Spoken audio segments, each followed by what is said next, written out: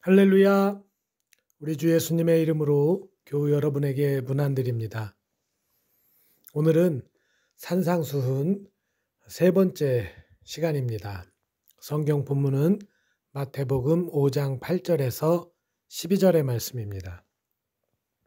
마음이 정결한 자는 복이 있나니 그들이 하나님을 볼 것이며 화평하게 하는 자는 복이 있나니 그들이 하나님의 아들이라 일컬음을 받을 것이며 의를 위하여 박해를 받은 자는 복이 있나니 천국이 그들의 것임이라. 나로 말미암아 너희를 욕하고 박해하고 거짓으로 너희를 거슬러 모든 악한 말을 할 때에는 너희에게 복이 있나니 기뻐하고 즐거워하라. 하늘에서 너희의 상이 큼이라. 너희 전에 있던 선지자들도 이같이 박해하였느니라. 지난주 저의 드럼 실력을 언급하면서까지 그리스도인의 기질을 훈련해야 한다는 취지의 말씀을 드렸습니다. 그리고 우리가 꼭 완벽한 그리스도인이 되어야, 즉 참된 그리스도인이 되어야만 행복한 신앙생활을 할 수 있는 것도 아니라는 말씀을 드렸죠. 저는 분명히 그렇다고 생각하고 있습니다. 현재 우리들의 모습이 온전한 그리스도인의 모습은 아닙니다. 그럼에도 불구하고 우리는 주님 때문에 행복한 신앙생활을 할 수가 있습니다. 우리들에게서 부족하고 모나고 또 신앙적으로 한심한 모습이 있을지라도 우리들이 주를 사랑하는 것 때문에 주님을 알게 되고 또 경험하게 되고 그래서 주님을 누리는 삶을 살고 있습니다. 그래서 우리는 감사하게도 주님의 은혜를 누리고 또 주님 안에서 행복합니다. 오늘 산상수훈 세 번째 시간에 웨슬리는 이제 팔복에 남은 세 가지 덕목을 말하고 있는데요.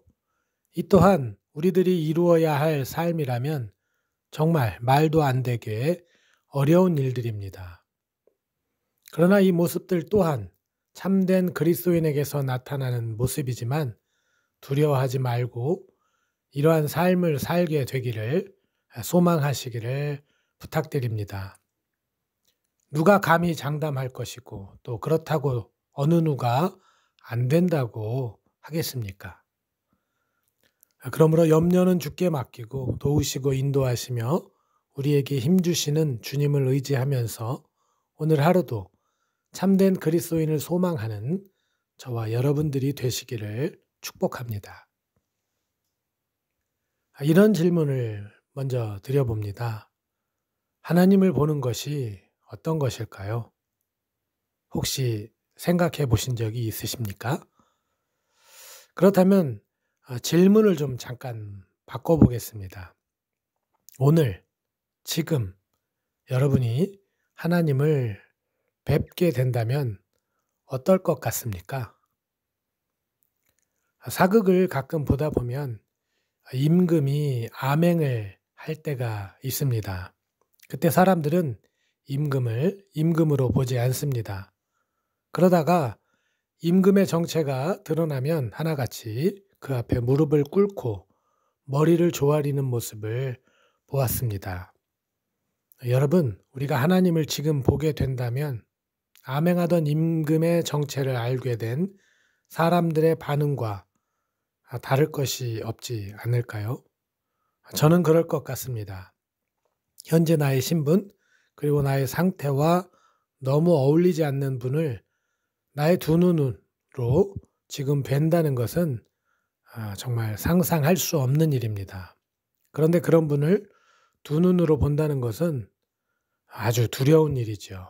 내가 임금 앞에서 잘못한 것은 없는지, 내가 또 임금님의 심기를 불편하게 한 것은 아닌지, 이런저런 걱정으로 무릎을 꿇고 조아리고 있으면서도 이만저만한 걱정이 산을 쌓을 것입니다. 이것이 하나님을 본다는 것이라는 생각이 들었습니다. 그런데 성경을 보니 하나님을 보았다고 하는 사람이 있습니다. 누구입니까? 제가 오늘 말씀드리려고 하는 인물은 모세입니다. 그는 떨기나무 불꽃 가운데서 하나님을 보았습니다. 또 시내산 꼭대기에서도 하나님을 대면했습니다. 그런데 생각해 보니 두 장면 사이에 차이점이 있습니다. 어떤 차이점일까요? 그렇습니다. 불타는 떨기나무 가운데 계신 하나님을 배웠을 때 모세는 사시나무 떨듯 신을 벗고 하나님 앞에서 조아릴 수밖에 없었습니다. 그러나 시내산에서는 떨기나무 불꽃 가운데 만났던 하나님을 대하던 태도와는 모세가 많이 좀 달라졌다는 그런 느낌을 갖게 됩니다. 그리고 이런 모습이 사실 성경에 다음과 같은 기록이 남겨져 있습니다. 어떤 기록이냐면 모세가 시내산에서 내려왔을 때 그의 얼굴에 광채가 나서 사람들이 모세 보기를 두려워했다는 기록입니다. 출애굽기 34장 34절에서 35절에 있는 말씀입니다. 그러나 모세가 여호와 앞에 들어가서 함께 말할 때에는 수건을 벗고 있다가 나와서는 그 명령하신 일을 이스라엘 자손에게 전하며 이스라엘 자손이 모세의 얼굴에 광채를 보므로 모세가 여호와께 말하러 들어가기까지 다시 수건으로 자기의 얼굴을 가렸더라. 웨슬리 목사님이 말하는 마음의 청결함에 대해서는 제가 유튜브 해설란에 기록해 놓았으니 참고하시기 바랍니다. 그리고 제가 오늘 이 마음의 청결함의 정의에 대해서 설명하지 않는 이유는 청결함이 무엇인지 설명하는 것보다 마음의 청결이 참된 그리스도인의 상태라는 점을 더 강조하고 싶기 때문입니다. 그렇다면 이제 여러분, 얼마나 맑으면 청결하고 맑다 못해 광채가 모세에게 났을까요? 오늘 이 시간 제가 말씀드리고 싶은 점은 모세에게 믿음이 충만해졌기 때문이다라는 점입니다. 하나님을 의심할 수 없었기 때문이죠. 모세에게 분명한 하나님은 그에게서 마음의 그늘을 걷어냈고 의심이 걷히게 되었습니다. 오늘 우리도 마찬가지라고 생각합니다. 주님에 대한 믿음이 충만해질수록 우리 마음에서 악한 것이 사라지고 우리 마음에 더러운 것 때문에 우리들은 그 해결할 수 없는 더러움을 애통해하죠. 그래서 저는 이것이 하나님을 볼 수 있는, 즉 마음이 청결한 자의 모습이다라고 말씀드리고 싶습니다. 그래서 하나님을 본다는 것은 축복이고 영광입니다. 또한 하나님을 본다는 것은 하나님 나라에 임한 것입니다. 이렇게 복되고 영광스러운 일을 우리는 소망해야 하지 않을까요? 그러므로 우리에게 마음이 청결함으로 하나님을 보는 은혜와 복이 가득하기를 예수님의 이름으로 축원드립니다. 마음이 청결한 자는 그리스도인이 어떤 모습을 갖추어야 하는가에 대한 이야기였다면 이제 화평케 하는 자는 그리스도의 할 일이 무엇인지 교훈하는 것이다 하겠습니다. 그런데 화평케 하는 자는 하나님의 아들이라 일컬음을 받는다 말합니다.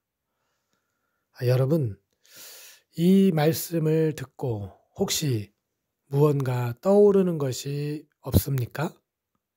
저는 이 부분을 묵상하면서 예수님이 떠올랐습니다. 예수님은 하나님의 아들이십니다. 그런데 그분은 하나님과 우리 인간들 사이에 막힌 담을 허시기 위해 이 땅에 오신, 즉 화평케 하는 분이라는 사실이 떠올랐습니다. 그런데 여러분, 이제 화평케 하는 자는 실력과 권위가 있다는 생각이 듭니다. 아무나 화평케 하는 것이 아니라는 말이죠. 여담입니다. 얼마 전에 우리나라 축구 국가대표팀과 칠레 국가대표팀의 친선 평가전이 있었습니다. 그 평가전에서 축구 팬들 사이에 회자가 되는 장면이 하나 있었는데요. 무슨 일인지 모르지만 칠레 선수 둘 사이에 다툼이 있었습니다. 이것을 목격한 손흥민 선수가 화해시키는 장면이라고 하는데요. 이 장면을 보고 손흥민 선수에게 노벨 평화상을 주자라는 우스갯소리도 도는 것을 보았습니다. 여러분들 중 혹시 사람들 사이에 다툼이 있어서 화해시키려고 나섰다가 낭패를 본 경험이 있지는 않으십니까? 웨슬리 목사님께서 화평케 하는 자에 대해서 많은 이야기를 하셨지만 오늘 우리는 이러한 점을 생각해 보기를 원합니다. 아무나 화평케 하는 것이 아니라는 점 말이죠. 함부로 중재에 나서고 평화를 위해 나서다가 낭패를 볼 수도 있기 때문이지만 더 큰 이유는 화평케 하는 것이 정말 말처럼 쉬운 일이 아니기 때문입니다. 그러나 화평케 할 수 있는 존재가 된다는 것은 우리 그리스도인들에게 아주 중요한 일이라는 생각입니다.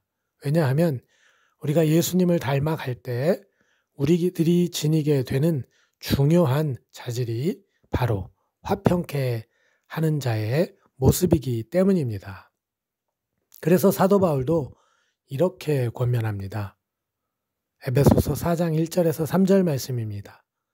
그러므로 주 안에서 갇힌 내가 너희를 권하노니 너희가 부르심을 받은 일에 합당하게 행하여 모든 겸손과 온유로 하고 오래 참음으로 사랑 가운데서 서로 용납하고 평안에 매는 줄로 성령이 하나 되게 하신 것을 힘써 지키라. 이제 마지막으로 의를 위해 핍박받는 자에 대한 말씀을 나누겠습니다. 여러분, 좋은 사람은 모든 사람이 좋아할까요? 제가 볼 때 그렇지 않은 것 같습니다. 그래서 웨슬리는 주님이 이러한 통찰을 바탕으로 의를 위해 핍박을 받는 자가 복이 있다는 말씀을 하셨다고 말하고 있습니다. 좋은 사람은 모든 사람이 좋아하지 않는다는 말이 이상한 말 같지만 곰곰이 생각해보면 정말 그렇다는 것을 알게 됩니다. 좋은 사람은 대체로 나와 상관이 없을 때 좋은 사람입니다. 이 말이 무슨 말인가 하면 충신의 충언은 백성들 입장에서는 꼭 필요한 말입니다. 그러나 임금 입장에서는 불편한 말입니다. 충언인데 말이죠. 법을 잘 지키는 사람도 마찬가지입니다. 준법 정신이 투철한 사람은 이 사회의 모범적인 사람입니다. 모든 이들이 준법 정신을 갖고 살아야 합니다. 그러나 준법 정신이 정말 투철한 사람과 함께하는 사람은 어떨까요? 여러분이 그런 사람과 함께 살고 있다고 생각해 보시기를 바랍니다. 과연 여러분은 그분 때문에 행복할지 아니면 답답하고 불편할지 말이죠. 준법 정신을 지키는 것이 너무나 당연한 것 같은데 이상하게 불편할 것 같다는 생각은 들지 않으십니까? 사실 많이 답답합니다. 어렵습니다.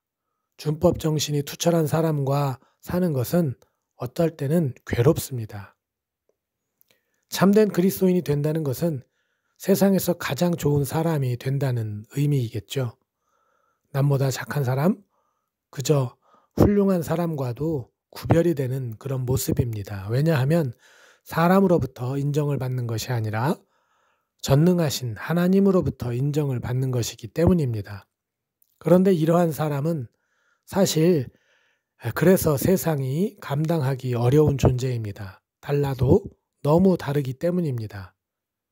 그렇기 때문에 사람들은 어려워합니다. 불편해합니다. 그래서 세상 사람들은 진실된 그리스도인을 의심하기도 합니다. 저들이 저렇게 행동하는 건 뭔가 꼼수가 있기 때문일 거야 라는 것이죠. 이렇게 사람들의 이런 감정, 진실된 그리스도인들을 어려워하는 이런 감정은 그들이 이해할 수 없고 감당할 수 없기 때문에 나타나는 현상입니다. 그래서 박해가 동반이 되었습니다. 그런데 이러한 박해가 핍박이 오히려 예수님께서는 복이라고 말씀하십니다. 나로 말미암아 너희를 욕하고 박해하고 거짓으로 너희를 거슬러 모든 악한 말을 할 때에는 너희에게 복이 있나니 기뻐하고 즐거워하라. 하늘에서 너희의 상이 큼이라. 너희 전에 있던 선지자들도 이같이 박해하였느니라. 그리고 웨슬리는 이러한 박해를 통해서 예수님의 제자라는 징표를 얻는 것이다 말하고 있습니다. 그런데 웨슬리는 그리스도인이 고의로 박해를 자초할 필요는 없다고 합니다. 박해를 자초하는 것은 우리 주님이나 사도들의 모범이나 가르침과도 어긋나기 때문에 주님은 우리가 양심의 가책이나 생명을 던져서라도 의로움을 지켜야 하는 경우를 제외하고는 될 수 있는 대로 박해를 피하는 것이 바람직하다라고 가르치셨다. 그렇게 웨슬리는 말하고 있습니다. 그럼에도 웨슬리는 진실된 그리스도인들이 박해를 피할 수 없다는 것을 알았습니다. 여러분, 참된 그리스도인들에게 핍박은 숙명일지도 모릅니다. 그런데 우리는 박해에 대한 오해를 하고 있는 것 같습니다. 어떤 오해일까요? 오늘 말씀을 통해 유추할 때 참된 그리스도인 근처에도 있지 않으면서 핍박을 받고 있다고 생각하는 것입니다. 이런 말씀을 드리는 이유는 잘못한 일에 대해서 화를 내고 있는 것과 핍박받는 것을 혼동하기 때문입니다. 대표적인 것은 이단들이겠죠. 자신들이 잘못된 믿음을 쫓고 있어서 문제가 되는 것인데 이단들은 자신들이 핍박을 받는다고 생각합니다. 그러나 이러한 오해는 이단들만이 아니라 우리들도 동일한 오해를 하고 있는 것은 아닐까요? 과연 우리들이 그리스도인으로 참된 신앙을 지키고 있기에 받는 핍박인지, 우리들의 왜곡된 신앙에 대해서 사람들이 화를 내고 있는 것인지, 오늘 우리가 제대로 분별하고 있는 것이 맞는지 한번 생각해 보아야 할 것 같습니다. 사랑하는 교우 여러분, 심령이 가난한 자는 복이 있나니로부터 시작하는 팔복은 참된 그리스도인의 모습인 것을 지난 3주 동안 우리가 들어왔습니다. 그러므로 이 모습은 우리가 우리 가운데 이루어야 할 모습으로 기도하며 소망해야 하는 그리스도인의 성품이고 주제들입니다. 그런데 이러한 그리스도의 성품에 대해서 베드로후서는 이렇게 말합니다. 그러므로 너희가 더욱 힘써 너희 믿음의 덕을, 덕의 지식을, 지식의 절제를, 절제의 인내를, 인내의 경건을, 경건의 형제 우애를, 형제 우애의 사랑을 더하라. 이 말씀은 그리스도인으로 자라가야 한다는 말입니다. 이루어가야 하는 말이죠. 사실은 오늘보다 내일이, 내일보다 그 다음 날이 점점 나아져야 한다는 말씀입니다. 그러므로 이런 성품을 우리 안에 이루기 위해 기도해야 하는 기도의 제목인 것이죠.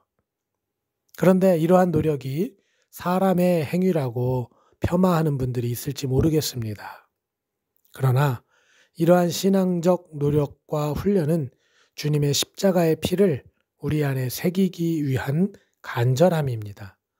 성령의 인도하심과 능력을 사모하는 진실된 신앙의 태도이고 마음인 것이죠.